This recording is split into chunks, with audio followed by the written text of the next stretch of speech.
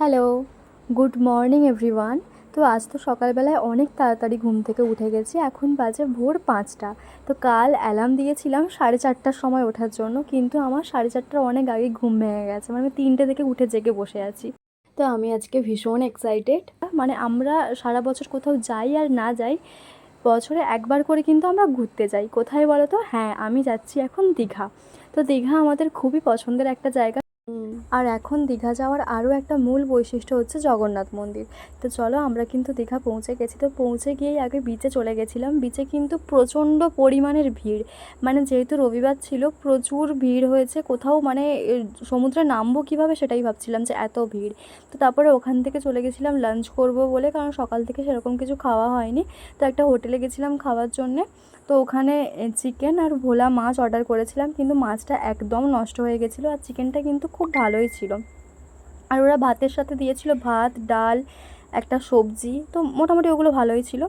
তো তারপর খাওয়া দাওয়া সেরে লাঞ্চ কমপ্লিট করে আমরা আবার বিচে গেছিলাম। কারণ দেখো, দীঘা এসেছি যখন, ঘুরে ঘুরে তো আর চলে যাব না, সমুদ্রেও নামবো।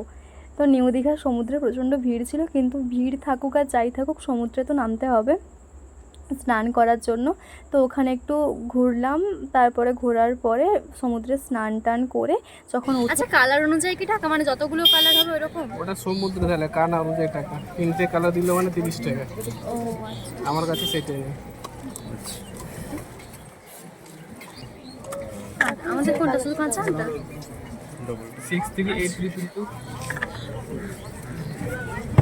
বলছে এবার আছে। তারপরে সমুদ্র থেকে ওঠার পরে ভীষণ ঠান্ডা ঠান্ডা গোলা খেতে ইচ্ছে হচ্ছিল। আর গোলাটা বানিয়েওছে কিন্তু ভীষণ সুন্দরভাবে, তোমরা দেখতেই পেলে। তো তারপরে ওখান থেকে বেরোনোর পরে আমরা রেডি হয়ে গেছিলাম মন্দিরে যাব বলে, জগন্নাথ মন্দিরে। তো জগন্নাথ মন্দিরে যাওয়ার উদ্দেশ্যে বেরিয়ে পড়েছিলাম। এটার ভিডিও তোমাদের আরও একটা ব্লগে আমি শেয়ার করব। প্রচণ্ড পরিমাণের ভিড় ছিল। তো আমরা ওখানে 8টার সময় মন্দির যেহেতু বন্ধ হয়ে যায়, তো আমরা ওখান থেকে 8টা সাড়ে 8টার সময় বেরিয়ে গেছিলাম।